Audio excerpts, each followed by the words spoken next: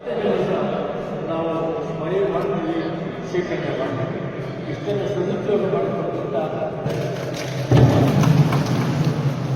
ಕರ್ನಾಟಕ ಆಹಾರ ಮತ್ತು ನಾಗರಿಕ ಸರಬರಾಜು ನಿಗಮ ಬೆಂಗಳೂರು ಗ್ರಾಮಾಂತರ ಜಿಲ್ಲೆಯ ದೇವನಹಳ್ಳಿ ತಾಲೂಕು ಮಟ್ಟದ 2024-25ನೇ ಸಾಲಿನ ಕನಿಷ್ಠ ಬೆಂಬಲ ಬೆಲೆ ಯೋಜನೆಯಡಿ ರೈತರಿಂದ ನೇರವಾಗಿ ರಾಗಿ ಬೆಳೆಗಾರರ ನೋಂದಣಿ ಕಾರ್ಯವು ರಾಜ್ಯ ಉಗ್ರಾಣ ನಿಗಮದ ಗೋದಾಮಿನಲ್ಲಿ ಸಚಿವ ಕೆಎಚ್ ಮುನಿಯಪ್ಪ ರಾಗಿ ನೋಂದಣಿಗೆ ಚಾಲನೆ ನೀಡಿದರು.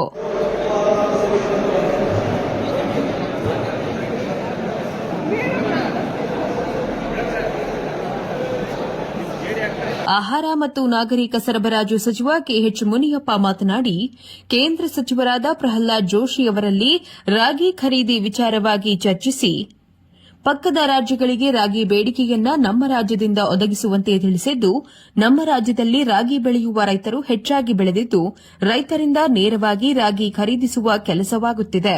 ಇದನ್ನ ಸಕಾಲದಲ್ಲಿ ರೈತರು ಸದುಪಯೋಗ ಪಡಿಸಿಕೊಳ್ಳಿ ಎಂದು ತಿಳಿಸಿದರು.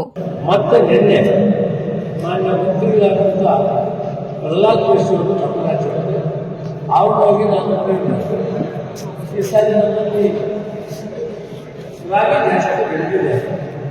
ನೀವು ತಮಿಳುನಾಡು, ಕೇರಳ, ಆಂಧ್ರ ಪ್ರದೇಶ ಎಲ್ಲರೂ ಬೇಕಾಗಿದೆ. ನೀವು ಅವರನ್ನ ಪರಿಣತಿ ಇಟ್ಕೊಂಡು ನಮ್ಮ ಒತ್ತಡ ಕೊಟ್ಟರೆ ನಾವು ಮತ್ತೆ ಅಭಿವೃದ್ಧಿ ಮಾಡ್ತೀವಿ, ನಮ್ಮ ಹತ್ರ ಶೇಖರಣೆ ಮಾಡಲಿಕ್ಕೆ ಅವಕಾಶ ಇರುತ್ತೆ ಅಂತ ಹೇಳಿ ನಾವು ಪಕ್ಕದ ರಾಜ್ಯಗಳಿಗೆ ಮನಸ್ಸನ್ನು ಬಂದು ಒಂದು ವೇಳೆ ಅವರ ಬೇಕೆಂದರೆ ವರ್ತಮಾನ ಕೊಡ್ತೀವಿ, ನೀವು ಶೇಖರಣೆ ಮಾಡಿ ಮಾತನ್ನು ಹೇಳಿದಾಗ ಇನ್ನೂ ಹೆಚ್ಚಿನ ಒಂದು ಶೇಖರಣೆ ಮಾಡುವಂಥ ಪ್ರಯತ್ನದಲ್ಲಿದೆ. ಕೇಂದ್ರ ಸರ್ಕಾರ ಒಪ್ಪಿಕೊಂಡ್ರೆ ಹಾಗೂ ಕೂಡ ಮಾಡೋಣ ಸಂದರ್ಭದಲ್ಲಿ ಇವತ್ತು ಈಗಿನ ನೋಡಿರುವಂಥ ಪ್ರಕಾರ ನಾವು 90,000 ರೈತರಿಂದ 20 ಕ್ವಿಂಟಾಲ್ ಪ್ರತಿಯೊಬ್ಬರಿಂದ ತಗೊಂಡು ಸುಮಾರು 4 ಲಕ್ಷ ಟನ್ ನಮಗೆ ಪ್ರಕ್ಯೂರ್ ಮಾಡಲಿಕ್ಕೆ ಕೇಂದ್ರ ಸರ್ಕಾರ ಆದೇಶಿಸಿದೆ. ಆಮೇಲೆ ಇಷ್ಟನ್ನು ಮಾಡ್ತೀವಿ.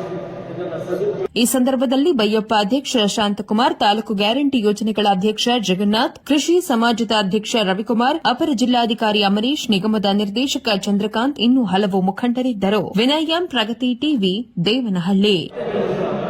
ನಾವು ಮನೆ ಮಾಡ್ತೀವಿ, ಶೇಖರಣೆ ಮಾಡ್ತೀವಿ. ಇಷ್ಟನ್ನು ಸದುಪಯೋಗ